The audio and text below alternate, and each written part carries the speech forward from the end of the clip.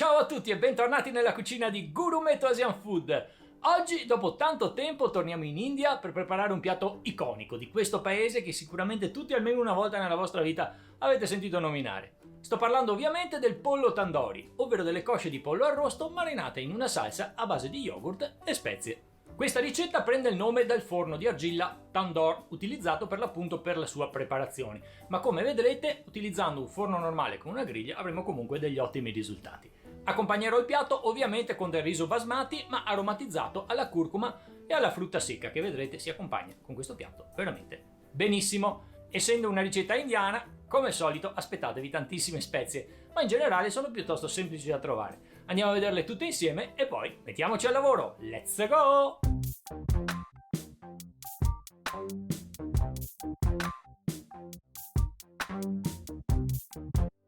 Ed ecco tutti gli ingredienti che compongono la ricetta di oggi. Per il pollo tandoori avremo bisogno di 4 cosce di pollo, circa 800 grammi, un cucchiaino di peperoncino in polvere, 4 cucchiaini di succo di lime, mezzo cucchiaino di curcuma in polvere e sale quanto basta.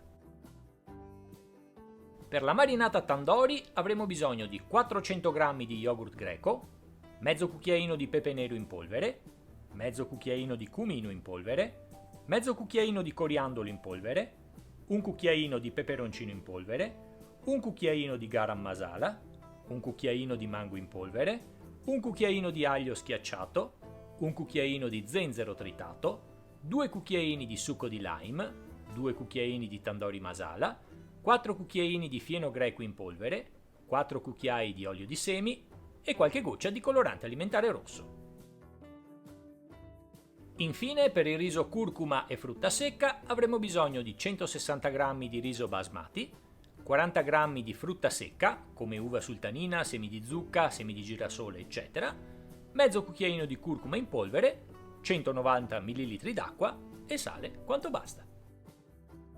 E come al solito, dopo aver trovato tutti gli ingredienti, cominciamo la ricetta che divideremo in 4 fasi: la marinatura del pollo, la cottura del riso, la cottura del pollo e per finire, ovviamente, l'impiattamento. Cominciamo la ricetta togliendo la pelle alle cosce, facendo attenzione a non romperle. Con un coltello affilato incidiamo la polpa con tagli profondi, in modo da agevolarne la successiva marinatura. Dopo aver messo le cosce in un contenitore, aggiungiamo il peperoncino in polvere, la curcuma in polvere, un po' di sale fino, il succo di lime e massaggiamo bene con le mani, in modo che la prima marinata intenerisca la carne. Una volta fatto, lasciamo riposare 20 minuti.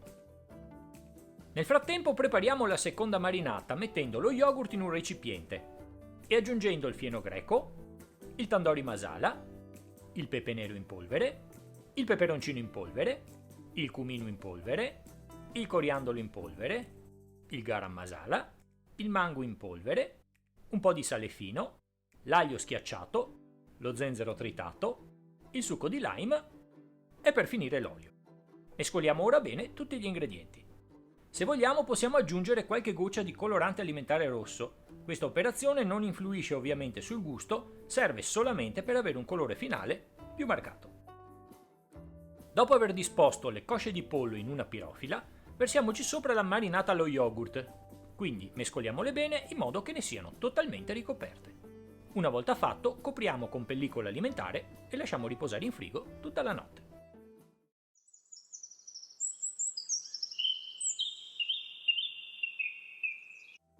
Per preparare il riso cominciamo col disporlo in un colino posizionato sopra una bacinella.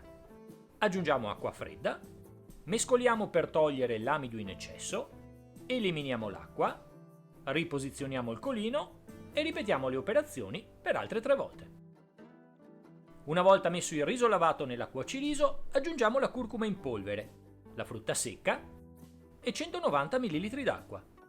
Mescoliamo un po', chiudiamo il coperchio e lanciamo la cottura. Ci vorranno 15-20 minuti affinché il riso sia pronto. Passato questo tempo apriamo il coperchio, mescoliamo un po' il riso per separarne i chicchi, aggiungiamo un pizzico di sale e mescoliamo ulteriormente. Ora chiudiamo e lasciamo il riso al caldo fino al momento del servizio. Dopo aver disposto un foglio di carta oleata sulla teglia del forno, posizioniamoci sopra la griglia e disponiamo le 4 cosce di pollo separate. Spennelliamole ora con un po' di marinata in modo che siano ricoperte in modo uniforme. Quindi cuciniamole 10 minuti al forno preriscaldato a 220 gradi. Passati i 10 minuti, togliamo le cosce dal forno, giriamole sottosopra e spennelliamole di nuovo in modo uniforme con la marinata. Quindi rimettiamole in forno e cuciniamole altri 10 minuti a 220 gradi. Passato questo tempo, togliamo di nuovo le cosce dal forno, rigiriamole sottosopra e spennelliamole per la terza e ultima volta con la marinata. Rimettiamole quindi in forno e ultimiamo la cottura per circa 25-30 minuti a 220 gradi. Una volta terminata la cottura, togliamo le cosce di pollo dal forno e prepariamoci all'impiattamento. Ed eccoci come al solito arrivati al momento dell'impiattamento. Dopo aver disposto una piccola insalata colorata sull'angolo del piatto, con l'aiuto di una coppetta aggiungiamo il riso. Disponiamo quindi le cosce di pollo tagliate a metà, qualche eventuale fettina di cipolla e magari qualche foglia di coriandolo per decorare. Il nostro pollo tandoori è pronto ad essere degustato. Acibuk! Buon appetito! Ed ecco fatto, finita anche la ricetta del pollo tandoori, questo mitico piatto indiano, veramente facile da realizzare.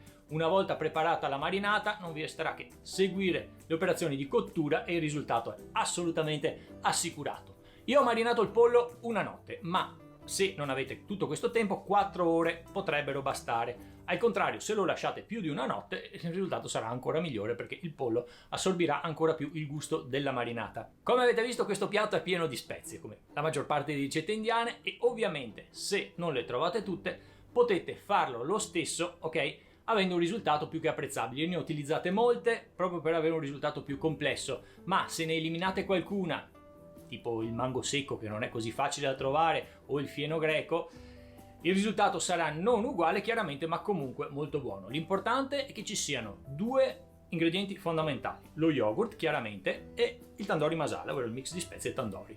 In questo caso, utilizzando almeno questi 2 ingredienti, il risultato sarà sicuramente comunque molto buono. Bene ragazzi, spero che il video vi sia piaciuto e che la ricetta vi riuscirà bene. Continuate a seguire il mio canale Gourmet Asian Food, mettete un piccolo like al video come al solito e condividetelo. Se non siete ancora iscritti, mi raccomando, fatelo subito, iscrivetevi al mio canale e azionate la campanellina. Io come al solito la prossima settimana sarò sempre qui per voi con una nuova ricetta. Ciao a tutti!